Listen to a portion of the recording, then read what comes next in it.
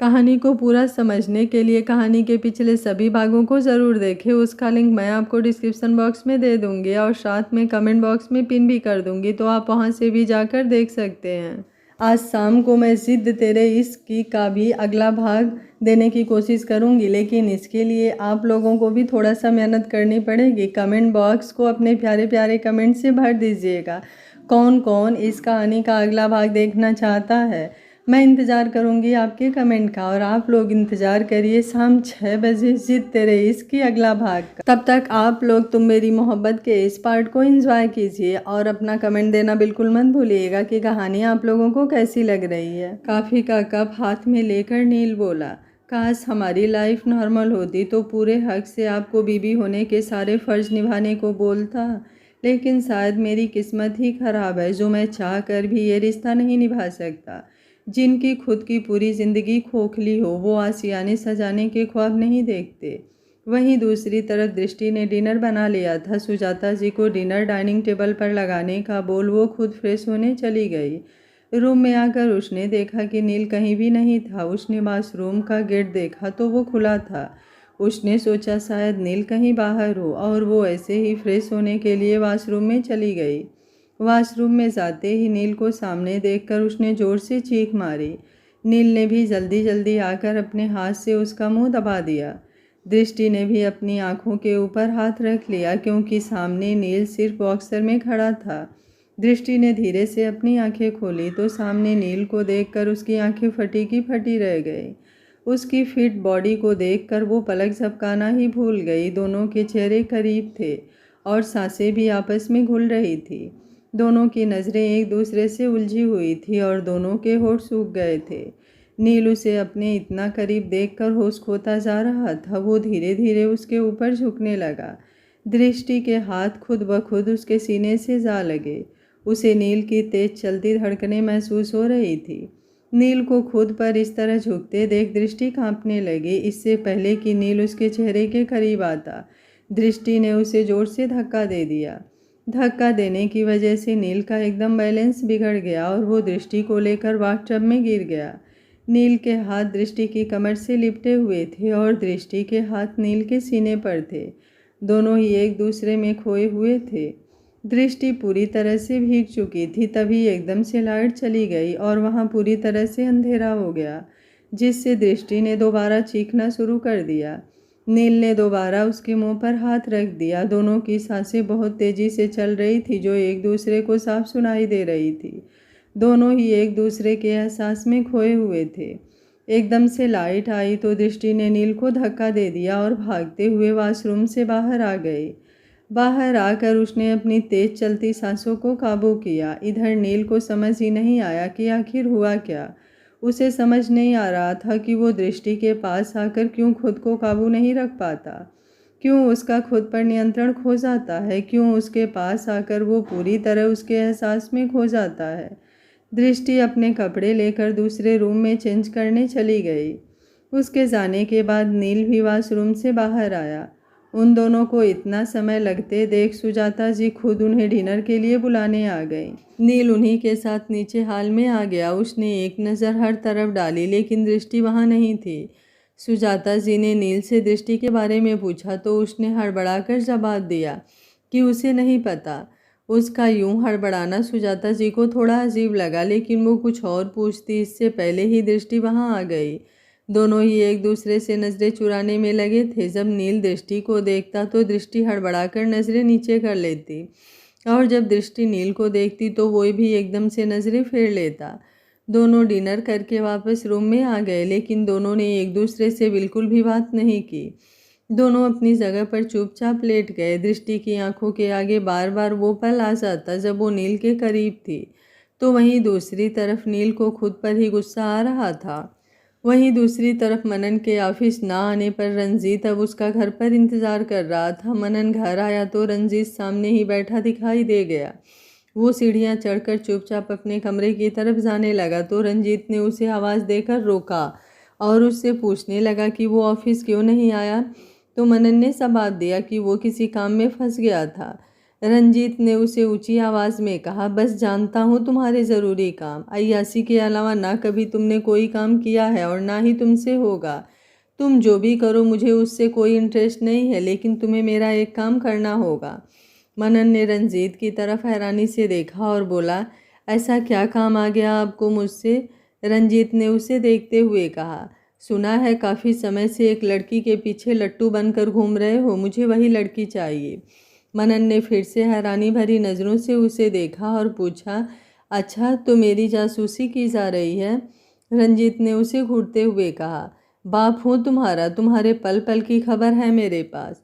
लेकिन आपको उस लड़की से क्या काम है? उसने भौहें उचकाकर पूछा। तुम्हें जितना कहा गया है सिर्फ उतना करो, मुझे बस वो लड़की चाहिए किसी भी हाल में। आपके पास वो तब आएगी ना जब वो मुझे मिलेगी। बहुत सी लड़कियां देखी है पर वो सबसे अलग है। बहुत कोशिश की उसे फंसाने की पर साली फंसती ही नहीं। 5 दिन का वक्त है तुम्हारे पास, किसी भी तरह उसे पुराने अड्डे पर लेकर आओ और अगर नहीं आ पाए तो तुम्हारा सारा खर्चा बंद। मनन ने चिढ़ते हुए रंजीत को देखा और बोला, आखिर ऐसी भी क्या चीज़ है उस लड़की में? रंजीत ने उसे घूरते हुए देखा और फिर हंसते हुए बोला, एक तोते की जान बचती है उसमें, बस वही जान निकालनी है। अगली सुबह जब नील की आंख खुली तो दृष्टि उसके सामने सोफे पर बड़े ही सुकून से सो रही थी। उसे सोते देख नील के चेहरे पर भी मुस्कान आ गई। उसे कल रात की बात याद आई तो उसकी मुस्कान और भी ज़्यादा लंबी हो गई। तो उसकी तरफ बड़ी शिद्दत से देख ही रहा था कि दृष्टि ने अपनी आंखें खोल दी। नील एकदम हड़बड़ा गया, जैसे उसकी कोई चोरी पकड़ी गई हो। उसने जल्दी से अपनी नज़रें फेर ली। नील बेड पर से उठा और चेंज करके जिम में चला गया। दृष्टि भी उसके जाने के बाद उठी और नहाकर नीचे आ गई।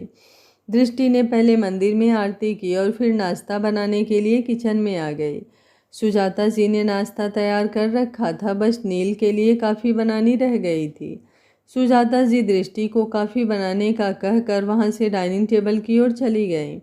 काफ़ी बनाते हुए दृष्टि को याद आया कि उसने नील को मिसेज अग्निहोत्री के बारे में तो बताया ही नहीं। उसने सोच लिया था कि वो अभी जाकर नील से बात करेगी। नील तैयार होकर नीचे आया तो सीधा ऑफिस जाने लगा। सुजाता जी ने उसे ब्रेकफास्ट के लिए पूछा, लेकिन उसने मना कर दिया और ऑफिस के लिए निकल गया। दृष्टि ने नील से बात करने के बारे में सोच रखा था, लेकिन नील को जल्दी ऑफिस जाते देख उसकी बात मन में ही रह गई। दृष्टि ने भी नाश्ता किया और अपने रूम में आ गई। जब वो रूम में आई तो उसका फ़ोन बज रहा था। उसने देखा तो मनन का फ़ोन था। पहले तो उसने फ़ोन नहीं उठाया, लेकिन जब 3-4 बार लगातार फ़ोन बजा तो उसने फ़ोन उठा लिया। मनन ने फ़ोन उठाते ही कहा, अभी तक नाराज़ हो जो मेरा फ़ोन नहीं उठा रही? दृष्टि बोली, नहीं बस मैं थोड़ा बिजी थी। दृष्टि ने ऐसे ही नॉर्मली कह दिया। मनन बोला, मैं तुमसे कुछ बात करना चाहता हूँ, क्या तुम मुझे प्लीज़ 10 मिनट के लिए मिल सकती हो? दृष्टि बोली, तुम्हारी बातें मैं पहले ही बहुत बार सुन चुकी हूँ और तुम्हें तुम्हारी बातों का जवाब भी दे चुकी हूँ। प्लीज़ एक आखिरी बार सिर्फ 10 मिनट के लिए, मनन ने दोबारा रिक्वेस्ट करते हुए कहा। तो दृष्टि ने दोबारा मना कर दिया और बोली, प्लीज़ आज के बाद मुझे फ़ोन मत करना। इतना कहकर उसने फ़ोन काट दिया। वहीं फिर से उसका इनकार सुनकर मनन का चेहरा गुस्से से भर गया और उसने अपना फ़ोन नीचे पटक दिया और बोला, हर बार सिर्फ ना ही सुनने को मिली है तुमसे। इतनी कोशिश कर ली तुम्हें फंसाने की, दिन रात तुम्हारे पीछे घूमता रहा, पर तुम हो कि मानती ही नहीं हो। लड़कियों को बड़ी गाड़ी, पैसा, अय्याशी सिर्फ यही चाहिए होता है, लेकिन तुम सबसे अलग हो। जब जब तुम मुझे मना करती हो मेरा मन करता है कि तुम्हें उठाकर ले जाऊं और सीधा अपने बेड पर पटक दूं, लेकिन अब और नहीं। अब तो मैं तुम्हें अपना बना कर ही रहूँगा। सबसे पहले तुम मुझे खुश करोगी, उसके बाद ही मैं तुम्हें डैड के हवाले करूँगा। ये कहते हुए उसके चेहरे पर डरावनी हंसी आ गई। वहीं दूसरी तरफ मिसेज अग्निहोत्री के चेहरे का रंग उड़ा हुआ था, क्योंकि उन्हें कोई भी लोन देने के लिए तैयार नहीं था। वो पहले ही बैंक करप्ट हो चुकी थी, इसलिए अब कोई भी उनकी मदद करने के लिए तैयार नहीं था। वो अपने बिजनेस रिलेटेड कई लोगों से मीटिंग कर चुकी थी, लेकिन हर बार उन्हें जवाबनामे ही सुनने को मिल रहा था। नील ने उनके पीछे अपने 2 आदमी लगा रखे थे जो उसे उसके पल पल की खबर दे रहे थे। नील को ऑफिस आने के बाद पता चला कि मिसेज अग्निहोत्री कल उसकी गैर मौजूदगी में उसके घर भी गई थी, जिसे सुनकर नील को थोड़ी हैरानी हुई, क्योंकि घर पर किसी ने भी उसे इस बारे में नहीं बताया था। उसने अपने आदमियों को और सतर्क रहने का बोलकर फ़ोन काट दिया और ऑफिस के काम में लग गया। शाम को भी जब नील घर पहुंचा तो दृष्टि डिनर की तैयारियां करने में लगी हुई थी। नील दृष्टि की तरफ देखकर काफ़ी का बोलकर अपने रूम में चला गया, लेकिन आज दृष्टि उसके लिए काफ़ी नहीं लेकर गई, बल्कि एक नौकर के हाथ भिजवा दिया।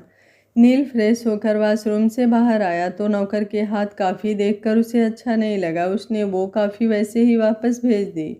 थोड़ी देर बाद दृष्टि फिर से काफ़ी लेकर आई और नील के टेबल पर रख दी। वो बिना कुछ कहे ही रूम से वापस चली गई। नील ने कॉफ़ी का कप उठा लिया और फिर से लैपटॉप पर काम करना शुरू कर दिया। तभी बेड पर पड़ा दृष्टि का फ़ोन एक बार फिर से बजने लगा। पहले तो नील ने उसे इग्नोर किया, लेकिन जब फ़ोन 2-3 बार बजा तो वो देखने के लिए उठा तो मनन का फ़ोन देखकर उसका चेहरा गुस्से से लाल हो गया। उसने फ़ोन काट दिया और नंबर ब्लॉक करने लगा तो उसकी नज़र रिसेंट कॉल पर गई। दोपहर को भी मनन से बात हुई देखकर उसकी भौहें सिकुड़ गई।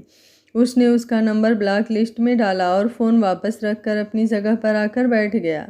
अपनी जगह पर आकर उसने अपने आदमी को फ़ोन लगाया और मनन पर भी नज़र रखने के लिए कहा। वो जानता था कि दृष्टि के दिल में मनन के लिए कुछ भी नहीं है, लेकिन वो मनन के इरादों से भी अच्छी तरह वाकिफ़ था। एक नौकर उसे डिनर के लिए बुलाने आया तो वो नीचे हॉल में आ गया। दृष्टि अब भी उससे नज़रें नहीं मिला रही थी। नील अगर उसे कुछ कहता तो वो जवाब सुजाता जी की तरफ देखकर दे देती, तो नील भी उसे इग्नोर करने लगा। खाना खाकर दोनों वापस रूम में आ गए। रूम में आकर नील सोफे पर बैठकर फिर से काम करने लगा तो दृष्टि को समझ नहीं आ रहा था कि वो अब कहाँ जाकर सोए। वहीं नील उसे देखकर मन में सोच रहा था कि अब तो इसे मुझसे बोलना ही होगा। दृष्टि कुछ पल उसे देखती रही, लेकिन जब नील ने उसकी तरफ नजरें नहीं उठाई तो वो चुपचाप अपना तकिया और ब्लैंकेट लेकर बालकनी की ओर बढ़ गई।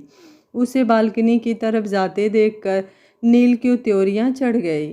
नील कुछ देर सोफे पर बैठा दृष्टि को देखता रहा। दृष्टि ने बालकनी में अपना बिस्तर लगाया और चुपचाप लेट गई, जिसे देखकर नील की भौहें सिकुड़ गई। नील अपनी जगह से उठा और बालकनी में जाकर दृष्टि को देखते हुए बोला, तुम्हें शौक होगा मच्छरों का डिनर बनने का, लेकिन मुझे नहीं है। चुपचाप यहाँ से उठो और अपनी जगह पर जाकर सो जाओ। दृष्टि की आंखें बंद थी। नील की आवाज़ से उसने अपनी आंखें खोली और एक नज़र नील पर डालकर वापस से अपनी नज़रें फेर ली। तुम्हें सुनाई नहीं देता या बहरी हो गई हो? मैंने कहा चुपचाप अंदर रूम में चलो। इस बार दृष्टि ने उसकी तरफ भी नहीं देखा। उसे खुद को इस तरह इग्नोर करते देख नील उसकी तरफ झुका और एक झटके में उसे अपनी गोद में उठा लिया। ऐसे अचानक उठाने से दृष्टि की बाहें उसके गले के इर्द गिर्द कस गई। नील उसके चेहरे की तरफ ही देख रहा था। उसी वक्त दृष्टि ने भी अपनी नज़रें उठाई तो दोनों की नज़रें आपस में उलझ गई। दोनों ने एक शब्द भी नहीं कहा, बस खामोश नज़रों से एक दूसरे को देखते रहे। नील ने दृष्टि को अंदर लाकर सोफे पर लिटा दिया और खुद बेड की तरफ मुड़ गया। दृष्टि सोफे पर से उठने को हुई, तभी नील की आवाज़ उसके कानों में पड़ी। अगर दोबारा वहाँ सोने की कोशिश की तो इस बार सिर्फ यहाँ लाऊंगा नहीं, बल्कि यहाँ लाकर बांध दूंगा। और तुम जानती हो जो मैं कहता हूँ वो मैं करता भी हूँ। दृष्टि चुपचाप उसे एकटक देखती रही। आज पहली बार दृष्टि की खामोशी नील को खल रही थी। दृष्टि ने उसे देखते हुए मन ही मन कहा, करीब भी नहीं आते और दूरियां भी मंजूर नहीं, बोलूं तो सुनते भी नहीं और खामोशियां भी मंजूर नहीं। उसे चुपचाप देख नील को अच्छा नहीं लग रहा था, लेकिन वो कुछ कह भी नहीं सकता था, इसलिए चुपचाप अपनी जगह पर लेट गया। थोड़ी ही देर में दोनों को नींद आ गई। अगली सुबह दृष्टि की जब आँख खुली तो नील सो रहा था। वो चुपचाप से उसके करीब गई और उसे निहारने लगी। वो देख रही थी कि कैसे नील उससे दूर रहकर भी उसे करीबी का एहसास करवा जाता है। उसके सामने बेफिक्री का ढोंग कर फिक्र भी जता जाता है। नील ने कभी अपनी तरफ से कुछ कहा नहीं था, लेकिन दृष्टि महसूस कर सकती थी उसकी धड़कनों को, जो उसके करीब आकर अपनी गति से तेज हो जाती थी। उसकी बेरुखी में छिपे प्रेम को वो महसूस कर सकती थी। नील के जागते हुए तो ये मौका उसे कभी मिलता ही नहीं था कि उसे ढंग से नज़र भर देख भी सके।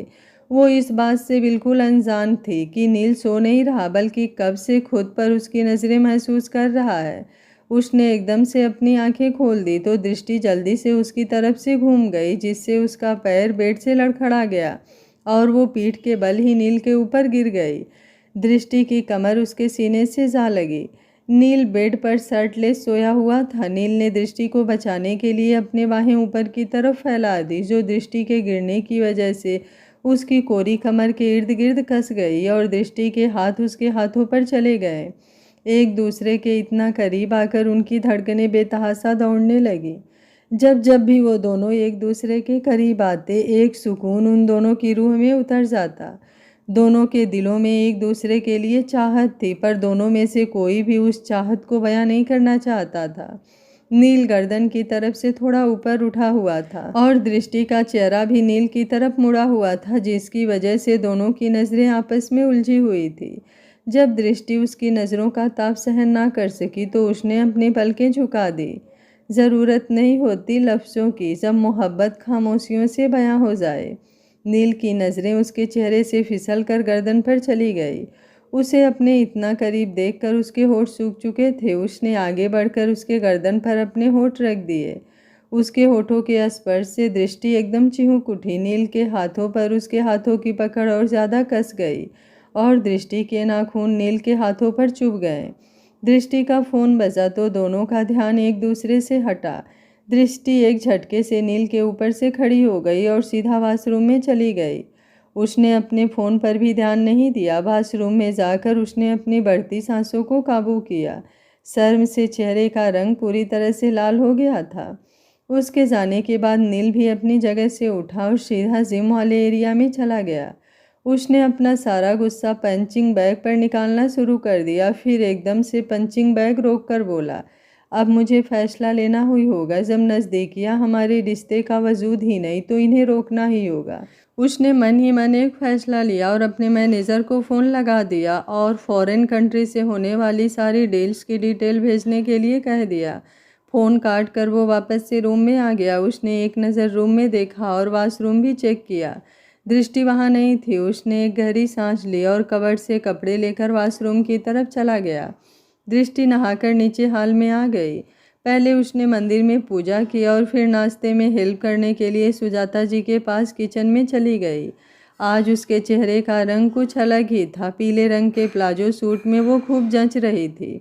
सुजाता जी ने एक नज़र उसे देखा और चेहरे पर हाथ फेरते हुए बोली, बहुत खूबसूरत लग रही हो। दृष्टि ने उन्हें शुक्रिया कहा और अपने काम में लग गई।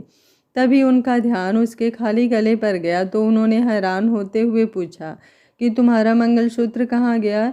दृष्टि को याद आया कि नहाते टाइम उसने मंगलसूत्र वॉशरूम में उतार दिया था। सुजाता जी ने उससे कहा कि ऐसे मंगलसूत्र के बिना रहना अच्छी बात नहीं है, तो दृष्टि उनकी बात का मान रखकर मंगलसूत्र पहनने वापस रूम में आ गई।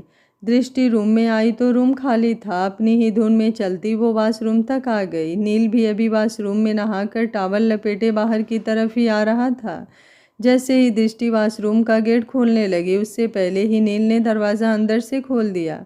नील इस वक्त सिर्फ टॉवल में ही था, जिसे देखकर दृष्टि ने थूक गटक ली। दृष्टि ने उसे देखकर आंखें बंद कर ली तो नील ने अपनी एक आईब्रो ऊपर की तरफ उठाकर उसे देखा और बोला, तरसती हैं लड़कियां मुझे एक झलक ऐसे देखने के लिए, और तुम मेरे सामने ही अपनी आंखें बंद कर रही हो। दृष्टि ने अपनी आंखें खोली और दूसरी तरफ से अंदर जाने लगी और बोली, तरसती होंगी बेशक, लेकिन शायद मेरी आंखों में आपके लिए वो तड़प नहीं। नील ने अपना हाथ दीवार से लगाकर उसका रास्ता बंद कर दिया और उसकी आंखों में देखते हुए बोला, झूठ बोलकर बहला सकती हो अपना मन, लेकिन मैंने खुद तुम्हारी आंखों में इस तड़प को महसूस किया है।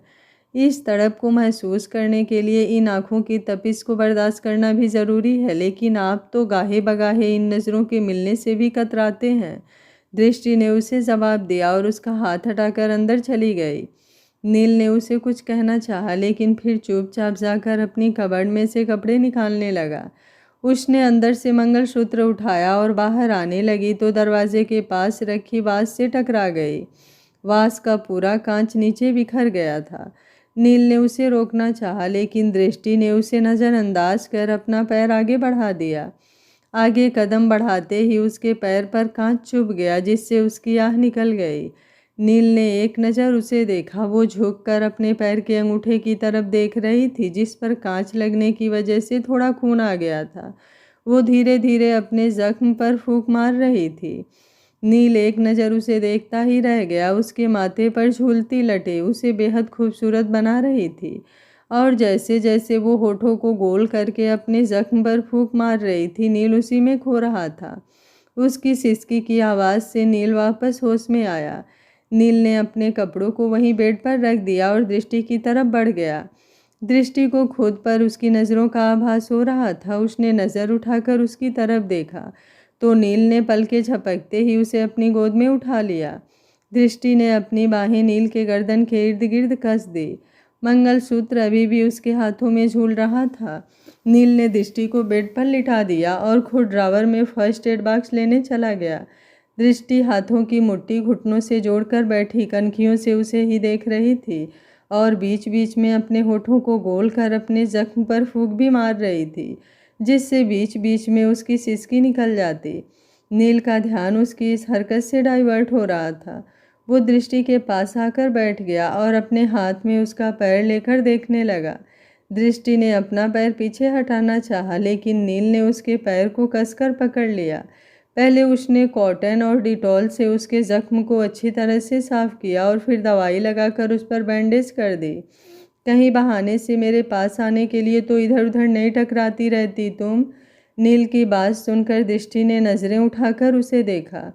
कहीं बार बार खुद को इसलिए तो दर्द नहीं देती कि तुम्हें अपनी बाहों के आगोश में लेकर मैं उस पर मरहम लगाऊं। उसने दृष्टि की आंखों में देखते हुए ही अपनी बात कहना जारी रखा, लेकिन दृष्टि ने कुछ जवाब नहीं दिया, बस चुपचाप उसकी बात सुनती रही। नील की नज़र उसके हाथ की बंद मुट्ठी में झूल रहे मंगलसूत्र पर गई। उसने अपना हाथ बढ़ाकर उसकी बंद मुट्ठी खोल दी और मंगलसूत्र उठा लिया। दृष्टि अभी भी एकटक उसे देखे जा रही थी। नील आगे बढ़ा और उसके गर्दन के पास झुककर उसे वो मंगलसूत्र पहनाने लगा। मंगलसूत्र पहनाते वक्त उसकी उंगलियां दृष्टि की गर्दन पर चल रही थी, जिससे दृष्टि के रोंगटे खड़े हो गए थे। दृष्टि के हाथों की मुट्ठी कस गई। दृष्टि की गर्म सांसें नील को अपने गर्दन पर महसूस हो रही थी। नील उससे अलग हुआ और उसकी आंखों में आंखें डालकर बेहद सेडेक्टिव आइस में बोला, दिल की धड़कनों का शोर हर खामोशी को तोड़ देता है। जो बातें तुम नहीं कहती वो तुम्हारी धड़कनें कह जाती हैं। दृष्टि ने अभी भी उससे कुछ नहीं कहा, लेकिन नील के इतना करीब आने से अपनी बढ़ती धड़कनों को वो भी महसूस कर सकती थी। नील जिस तरह से उसे देख रहा था, दृष्टि शर्म से कड़े जा रही थी। उसने अपनी पलकें झुका ली और वहां से खड़े होने लगी तो नील ने हाथ पकड़कर उसे अपने ऊपर खींच लिया। दृष्टि का चेहरा उसके सीने से जा लगा। नील ने सिवाय टॉवल के इस वक्त कुछ नहीं पहना था। उसकी परफेक्ट बॉडी और गीले बाल उसे बेहद हॉट बना रहे थे। उसे इस तरह देख दृष्टि को शर्म आने लगी।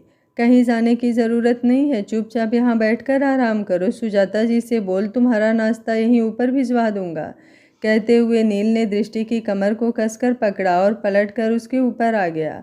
दृष्टि उसकी इस हरकत से हैरान आवाक सी उसे देखती रह गई। नील ने उसे छोड़ा और उसके ऊपर से खड़ा हो गया और चेंज करने के लिए वॉशरूम की तरफ चला गया। वो चेंज करके वॉशरूम में से आया तो दृष्टि बेड पर वैसे ही बैठी थी। नील ड्रेसिंग के सामने जाकर तैयार होने लगा। बालों को कॉम्ब से सेट किया और परफ्यूम हाथों में लेकर लगाने लगा। हाथों में घड़ी और पैरों में शूज पहनकर वो रूम से निकलने लगा तो दृष्टि की बात सुनकर उसके कदम रुक गए। अगली बार जब लगे कि मुझे आपकी ज़रूरत है तो अपने दिल से पूछ लेना कि आपको मेरे करीब आना है या नहीं।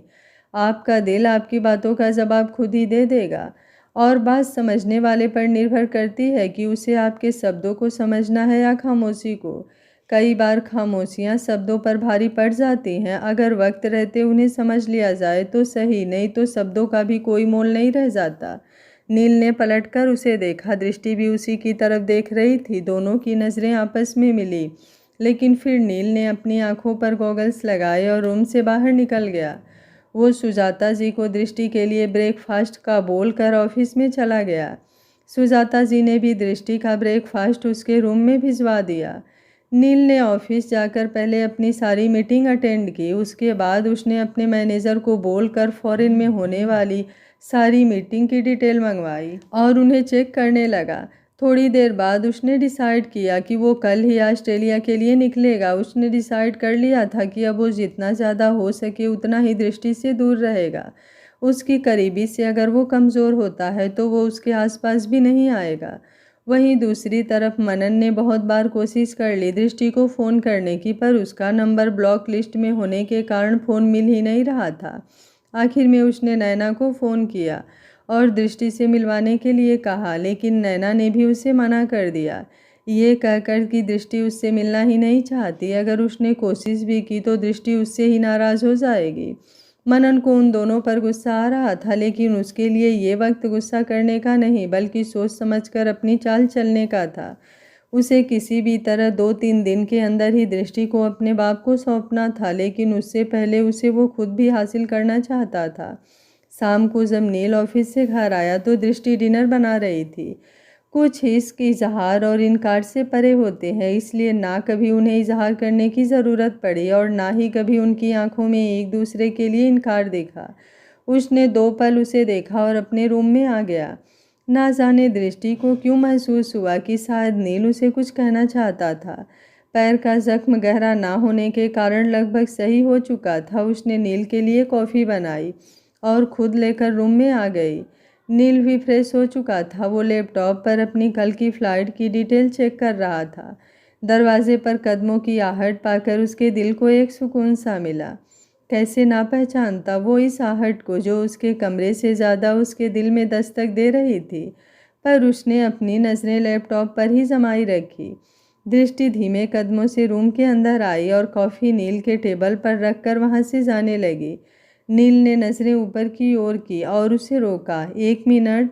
दृष्टि के कदम रुक गए, लेकिन उसने मुड़कर नहीं देखा और वैसे ही चेहरा फेर कर खड़ी रही और बोली, हाँ जानती हूँ आपको क्या कहना है कि मुझे कोई ज़रूरत नहीं आपके लिए कुछ भी करने की, लेकिन मैं वो भी जानती हूँ जो आप नहीं कहते या फिर आप कहना ही नहीं चाहते। आपकी तरह कुछ खामोशियाँ मुझे भी सुननी आती है। नील ने एक आईब्रो ऊपर उठाकर उसे देखा, लेकिन दृष्टि ने उसकी तरफ मुँह नहीं किया। उसने अभी भी अपना चेहरा दूसरी तरफ किया हुआ था। वो वैसे ही खड़ी बोली, और हाँ, बार बार अपनी आईब्रो ऊपर उठाकर अजीबोगरीब रिएक्शन देने की ज़रूरत नहीं है। काफ़ी ठंडी हो जाएगी, पी लीजिएगा। चेहरे पर एक टेढ़ी स्माइल के साथ वो रूम से बाहर आ गई। उसके जाने के बाद नील के चेहरे पर भी एक लंबी मुस्कान आ गई। उसने अपने बालों में हाथ फेरा और मुस्कुराते हुए कप उठा लिया। खड़ूस मिस्टर ब्लू कहते हुए दृष्टि वापस से हाल में आ गई। कुछ वक्त बाद दोनों खाना खाकर वापस रूम में आ गए। दृष्टि सोफे पर अपना बिस्तर लगा रही थी। नील थोड़ा सा बेचैन हो बेड के पास खड़ा बार बार दृष्टि की तरफ ही देख रहा था, जैसे उससे कुछ कहना चाहता हो, लेकिन दृष्टि उसे नज़रअंदाज कर रही थी।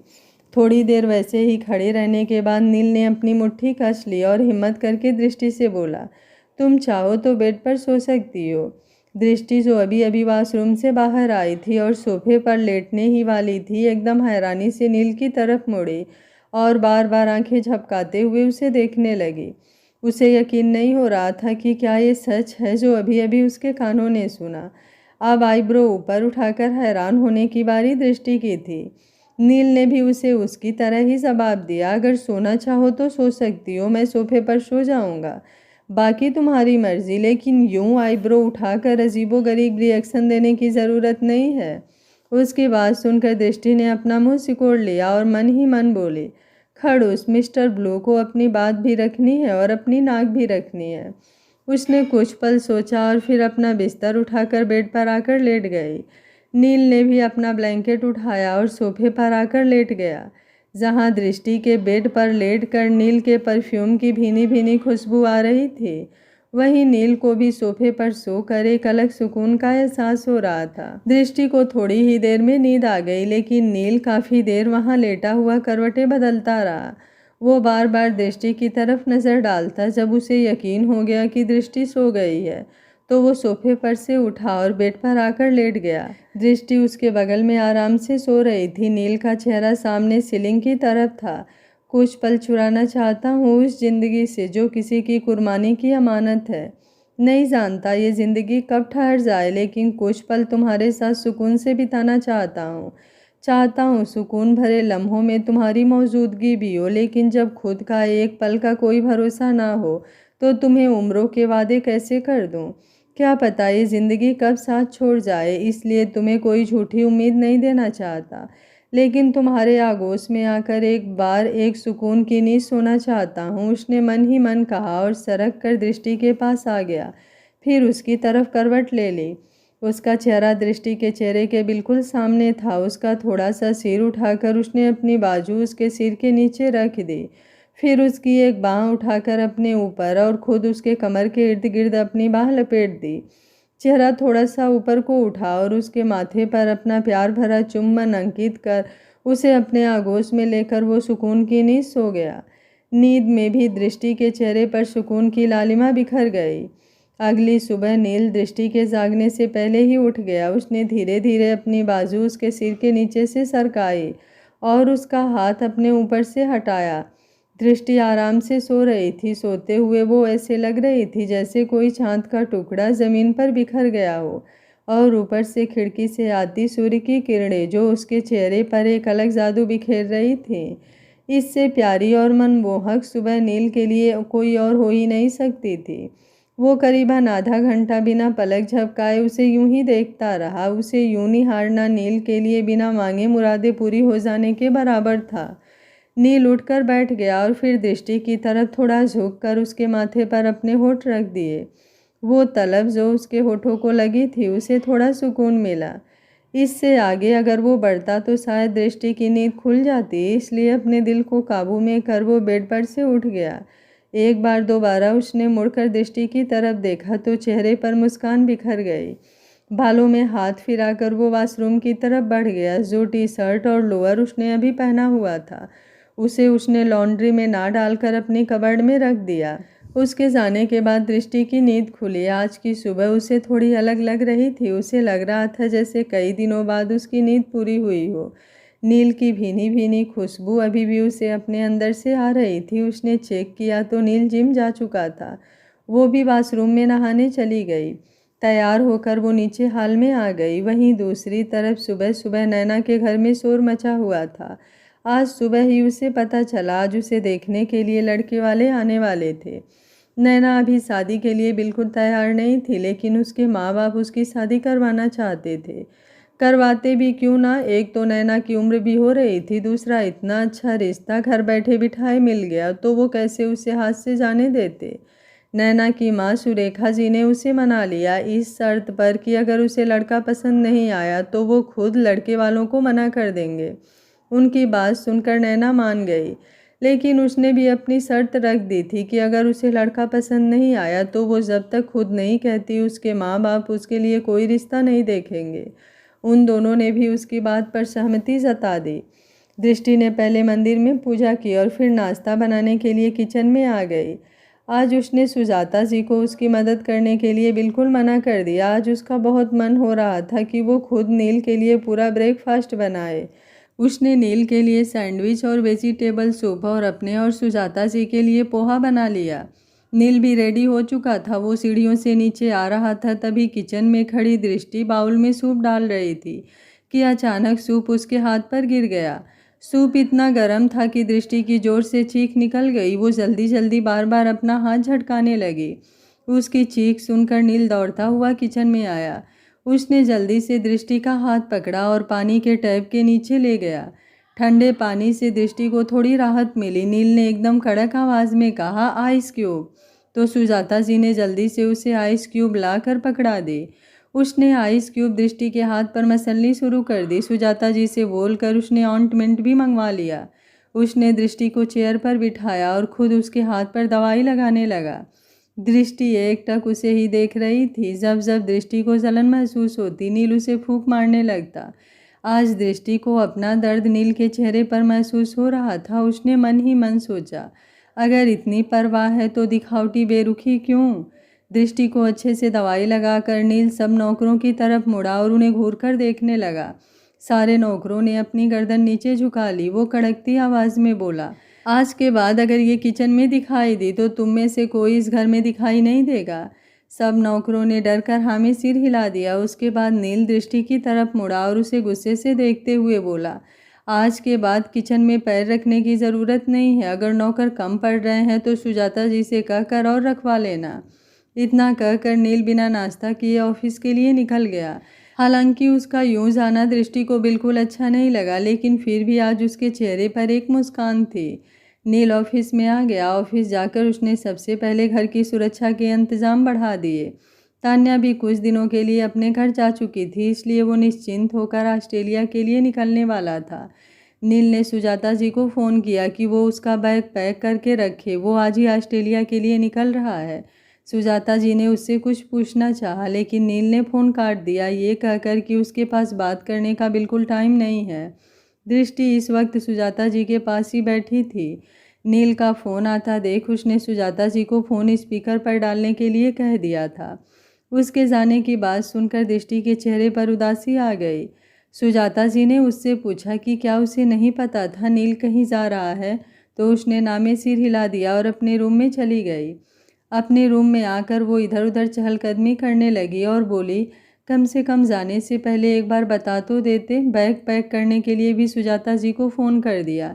कम से कम उसके लिए तो मुझे फ़ोन कर सकते थे। जब बैग लेने आएंगे तो बताती हूँ, कैसे मुझे बिना बताए कहीं जाते हैं मिस्टर खड़ूस ब्लो। सुजाता जी भी उसके पीछे पीछे आई और नील का बैग तैयार करने लगी। फिर कुछ सोचकर उन्होंने दृष्टि को कहा कि उन्हें बहुत काम है, इसलिए नील का बैग वही तैयार कर दे। दृष्टि ने हाँ में सिर हिला दिया और नील का बैग पैक करने लगी। उसने नील का कबर्ड खोला और उसमें से 2-3 बिजनेस सूट, कुछ लोअर और टी शर्ट बैग में रख दिए। फिर उसने सॉक्स, अंडरगारमेंट्स और एक्स्ट्रा एसेसरीज भी बैग में रख दी। उसकी नज़र उस लोअर और टी शर्ट पर भी गई जो नील ने पिछली रात पहन रखी थी। उसने उसे उठाया और लॉन्ड्री में फेंकने लगी। कुछ सोचकर वो उसे अपनी नाक के पास लेकर आई तो वो हैरान रह गई। उसे उसमें से लेडीज़ परफ्यूम की खुशबू आने लगी। वो हैरान रह गई क्योंकि नील के सभी परफ्यूम एक्स्ट्रा ऑर्डिनरी और फॉरेन से आते थे जो बिल्कुल यूनिक होते थे, लेकिन ये वाला परफ्यूम बिल्कुल सिंपल था जो दृष्टि यूज करती थी। उसके दिमाग में अजीब ही ख्याल आने लगे। फिर उसके दिमाग में एक शरारत सूझी। उसने वो नाइट सूट उठाकर साइड में रख दिया और बाकी का बैग पैक कर दिया। नील ऑफिस में काम कर रहा था, तभी उसे याद आया कि जो चीज़ उसने अपनी कबर्ड में से लेनी है वो उसके बारे में ना ही सुजाता जी से बोल सकता था और ना ही दृष्टि से। वो किसी और को भी अपने कबर्ड में से सामान लेने के लिए नहीं कह सकता था। पहले उसका मन था कि वो दृष्टि से बिना मिले ही चला जाएगा, क्योंकि वो कमज़ोर नहीं पड़ना चाहता था। लेकिन जो ज़रूरी चीज़ उसे लेनी थी उसके लिए उसे खुद ही घर जाना पड़ेगा। ये सोचकर उसने गाड़ी की चाबी उठाई और घर के लिए निकल गया। दृष्टि ने नील का बैग पैक करके रख दिया था और खुद लंच की तैयारी करने सुजाता जी के पास आ गई। उसने सारा लंच सुजाता जी से पूछकर नील की पसंद का बनाया था। तभी नील तेज कदमों से घर के अंदर आया और इधर उधर देखने लगा। उसे सुजाता जी तो दिखी, लेकिन दृष्टि कहीं नहीं दिखी। वो सुजाता जी से पूछने लगा कि जो काम उन्हें कहा गया था वो हुआ या नहीं। तो सुजाता जी ने जवाब दिया, हाँ जी नील बाबा, आपका बैग तैयार है। उन्होंने चंदू को बैग लाने के लिए कहा, लेकिन उससे पहले ही नील बोल पड़ा, उसकी कोई ज़रूरत नहीं है, मैं खुद लेकर आऊँगा। नील ने रूम में आकर अपना कबर्ड खोला और उसमें से अपना कल वाला लोअर और टी शर्ट ढूंढने लगा, लेकिन उसे वो दोनों कहीं भी दिखाई नहीं दिए। उसने अपने सिर पर हाथ रखा और मन ही मन बोला, सुबह तो यहीं रख कर गया था, लेकिन अब दिखाई नहीं दे रहे, कहीं किसी ने लॉन्ड्री में तो नहीं डाल दिए। उसने इधर उधर चेक किया तो पास ही एक टेबल पर वो अच्छी तरह से लपेट कर रखे हुए थे। नील ने बिना कुछ सोचे उसे उठा लिया और जल्दी जल्दी अपने बैग में रख लिया। दृष्टि जो उससे बात करने के लिए ऊपर रूम में आई थी, ये देखकर बाहर दरवाजे पर ही रुक गई। नील कुछ देर वहीं पर बैठ गया और दृष्टि का इंतजार करने लगा कि शायद वो उससे कुछ पूछने या बात करने आए। लेकिन जब 10 मिनट हो गए और दृष्टि नहीं आई तो वो भी बैग लेकर नीचे आ गया। दृष्टि भी उसे रूम से निकलते देख जल्दी जल्दी नीचे आ गई थी। नील नीचे आकर दृष्टि को चोर नज़रों से ढूंढने लगा। दृष्टि किचन में एक साइड खड़ी उसे ही देख रही थी और उन नज़रों में मची हुई तलब को भी महसूस कर रही थी। वो मन ही मन बोली, बहुत कुछ था पूछने के लिए, पर आज आपने बिना कुछ कहे बहुत से सवालों के जवाब दे दिए। अब कुछ पूछने की गुंजाइश ही नहीं रही। बस इंतज़ार करूंगी कब आप अपने दिल में दबे हुए एहसासों को अपनी जुबान से बयां करेंगे। नील बेताबी से उसे इधर से उधर देख रहा था। उसकी इस तरह बेताबी देखकर सुजाता जी के चेहरे पर भी मुस्कान थी। उन्होंने दृष्टि को आवाज़ लगाई तो दृष्टि किचन से बाहर आ गई।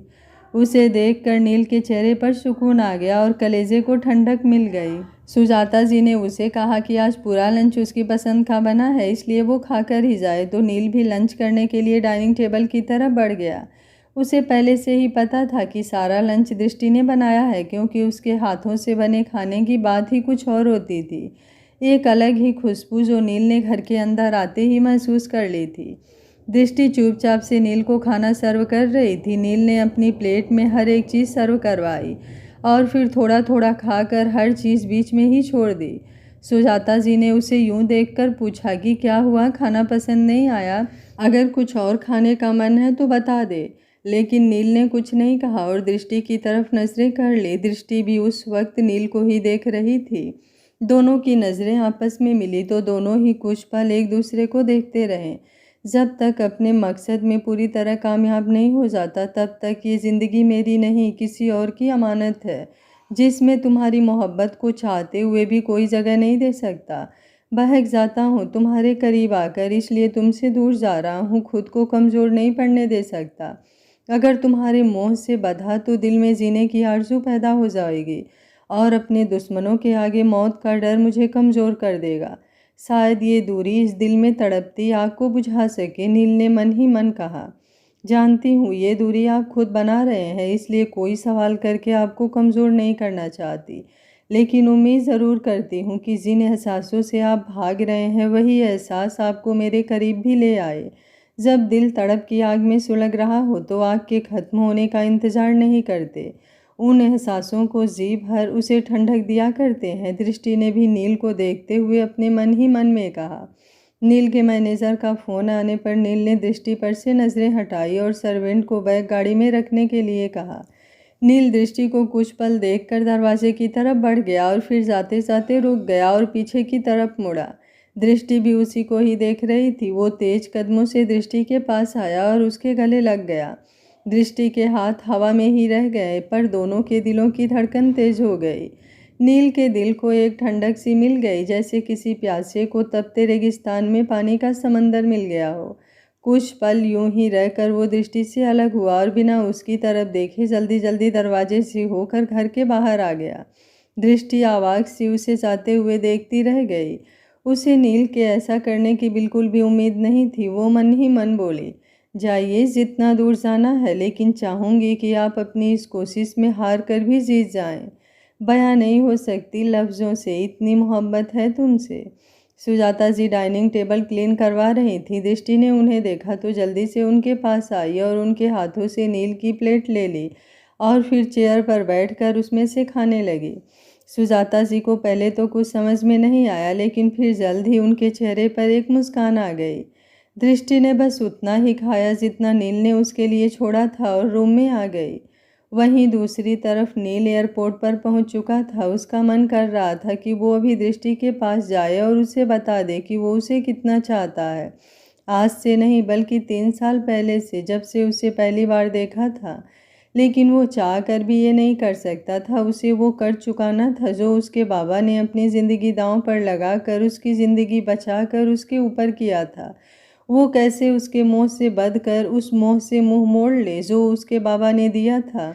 चाहे वो उनका अपना खून नहीं था, लेकिन उन्होंने उसे अपने प्यार से सींचा था, अपने खून पसीने की कमाई से पाला पोसा और बड़ा किया। अगर वो उसका हाथ ना थामते तो शायद उसकी सांसें ही थम जाती। तेरा और मेरा रिश्ता जड़ और बेल जैसा है जो मरकर भी जुदा नहीं हो सकता। वहीं दूसरी तरफ नैना अपने रूम में बैठे तैयार हो रही थी। उसने ठान लिया था कि लड़के को देखने के बाद शादी के लिए मना कर देगी। अभी उसे अपने ड्रीम्स पूरे करने हैं और जिस तरह से दृष्टि की शादी हुई थी, अब तो उसे शादी से ही चिढ़ हो रही थी। तभी उसकी माँ सुरेखा जी ने आकर बताया कि लड़के वाले आ चुके हैं। नैना ने उनसे पूछा कि आखिर ये लोग हैं कौन और ये रिश्ता कौन करवा रहा है, तो उसकी माँ ने बताया कि बहुत बड़े परिवार से रिश्ता आया है और लड़के वालों ने खुद आकर तेरा हाथ मांगा है। बड़े ही भले लोग हैं। उनकी बात सुनकर नैना हैरान हो रही थी। उसकी माँ ने उसका दुपट्टा ठीक किया और उसे लेकर हॉल में आ गई।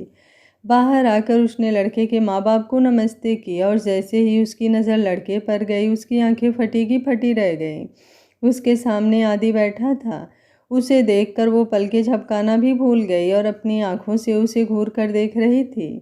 आदि उसके इस तरह देखने से बहुत असहज हो रहा था। सुरेखा जी ने उसे सोफे पर बिठाया और खुद चाय नाश्ता सर्व करने लग गए। रंजीता जी ने नैना को देखते हुए कहा, बहुत ही प्यारी बच्ची है, अगर आप लोग बुरा ना माने तो बच्चे थोड़ी देर अकेले में बात कर सकते हैं। नैना के माँ बाप ने भी बोला, जैसे आप लोगों की मर्जी, कहकर अपनी सहमति जता दी। नैना आदि के साथ अलग रूम में चली गई। सबसे पहले जाकर उसने अपने सिर से पल्लू हटाया और कमर पर हाथ बांध कर आदि के सामने खड़ी हो गई। आदि उसे ही देख रहा था। उसे इस तरह गुस्से में देखकर उसने थूक गटक लिया और बोला, देखो, मुझे घुमा फिरा कर बात करनी नहीं आती। जब से तुम्हें देखा है बार बार ख्यालों में तुम ही दिख रही हो। उसके बाद भी कई बार हकीकत में भी देख चुका हूँ। चाहता तो तुम्हें प्रपोज कर सकता था, लेकिन मैं ये बॉयफ्रेंड गर्लफ्रेंड वाले मामलों से दूर ही रहा हूँ। पहली बार तुम पसंद आई तो सोचा कि बस लाइफ में भी तुम ही आओगी।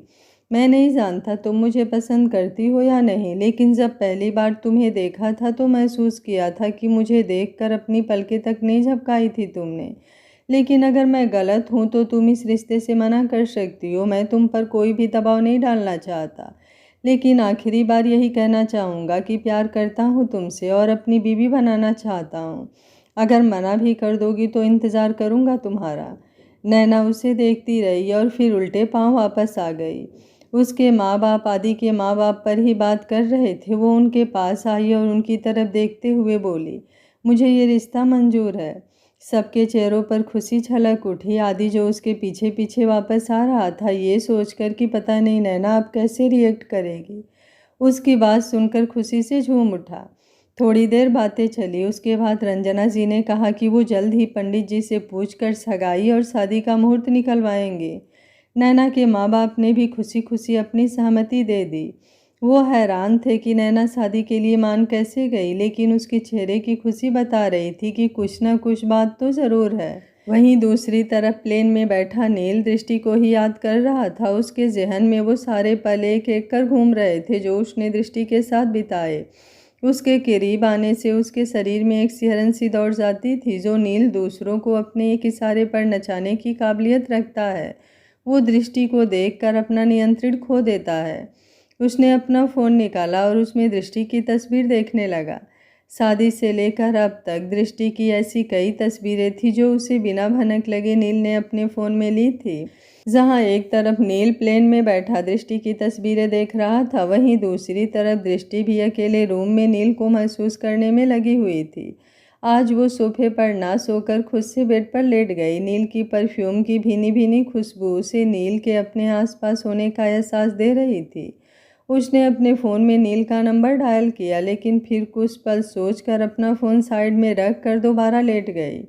उसका मन हो रहा था कि एक बार नील को फ़ोन कर ले, पर फ़ोन करती किस बहाने से। वो खुद से नील को कुछ जताना नहीं चाहती थी, लेकिन उसका बहुत मन भी हो रहा था उसकी आवाज़ सुनने का या उसे देखने का। तभी उसके दिमाग में एक आइडिया आया और वो उठकर कबर्ड के पास चली गई। उसने कबर्ड में इधर उधर देखा तो थोड़ी ही देर में एक ब्लैक टी शर्ट उसे दिखी। ये वो टी शर्ट थी जो मोस्टली नील पहनता था। उसने वो टी शर्ट ली और वॉशरूम में चली गई। वॉशरूम में जाकर वो टी शर्ट पहनकर वापस आई। उसने सिर्फ वो टी शर्ट ही वियर कर रखी थी। वो टी शर्ट उसके नी लेंथ तक आ रही थी, जिसमें वो बेहद क्यूट लग रही थी। वो मिरर के सामने आई और बोली, हाय माई सेल्फ मिस्टर तोड़ू फोड़ू मल्होत्रा। उसे अपनी पागलपंथी पर खुद ही हंसी आ रही थी। धीरे धीरे उसने नील की सारी चीज़ों को छुआ। हर एक चीज़ में उसे नील के स्पर्श का ही एहसास हो रहा था। उसने बेड पर से अपना फ़ोन उठाया और ढेर सारी पिक क्लिक करने लगी। कुछ सेल्फीज तो कुछ मिरर के सामने खड़े होकर। उसका मन किया कि वो अभी सारी पिक्स नील को सेंड कर दे, लेकिन अगर नील उसे अपने टी शर्ट में देख लेगा तो शायद उसे अच्छा ना लगे। इसलिए उसने अपना फ़ोन साइड में रखा और दोबारा जाकर बेड पर लेट गई। सुबह तक नील भी ऑस्ट्रेलिया पहुंच गया था। एयरपोर्ट पर ही ड्राइवर गाड़ी लेकर उसका वेट कर रहा था। वो गाड़ी में बैठा और अपने विला की तरफ बढ़ गया। नील के ऑस्ट्रेलिया में भी कई रिसोर्ट थे, जिसकी वजह से उसने यहाँ पर भी एक विला ले रखा था। वो अपने रूम में पहुँचा और उसने अपने बैग में से कल रात वाला टी शर्ट और ट्राउज़र निकाला। जब उसने वो खोला तो उसमें एक पर्ची थी। तड़प रही थी धरती एक बूंद पानी के लिए। पानी का समुंदर खुद में समेटे बादल आकाश में उड़ते रहे। वो समझ गया था कि ये पर्ची दृष्टि ने ही रखी है और उसे शायद पता भी लग गया कि कल रात क्या हुआ। उसने वो पर्ची वापस बैग में रख दी और वो टी शर्ट और ट्राउज़र पहनकर बेड पर लेट गया। धरती से ज़्यादा बादल तड़पते हैं बरसने के लिए, कांप जाती है खुद धरती भी उसकी तड़प सुनकर। उसने मन ही मन कहा और अपने फ़ोन में से दृष्टि की पिक निकाल ली और उन्हें देखने लगा। वो सुकून तो नहीं था जो पिछली रात उसे दृष्टि के आगोश में सोकर मिला था, लेकिन काफ़ी थकावट होने की वजह से वो जल्द ही सो गया। नील का ऑस्ट्रेलिया जाने का जानकर क्या मनन कोई चाल चलेगा जिसमें दृष्टि फंस जाएगी? क्या नील दृष्टि को बचा पाएगा? आगे क्या होगा जानने के लिए देखते रहिए कहानी का अगला भाग। कल 12 बजे इसका दूसरा पार्ट आ जाएगा जो बेहद सस्पेंस से भरा हुआ होगा, तो देखना बिल्कुल मत भूलिएगा। और शाम 6 बजे जीत तेरे इसकी पार्ट को देखना बिल्कुल मत भूलिए। कौन कौन उस पार्ट को देखना चाहता है कमेंट बॉक्स में अपनी राय ज़रूर रखें।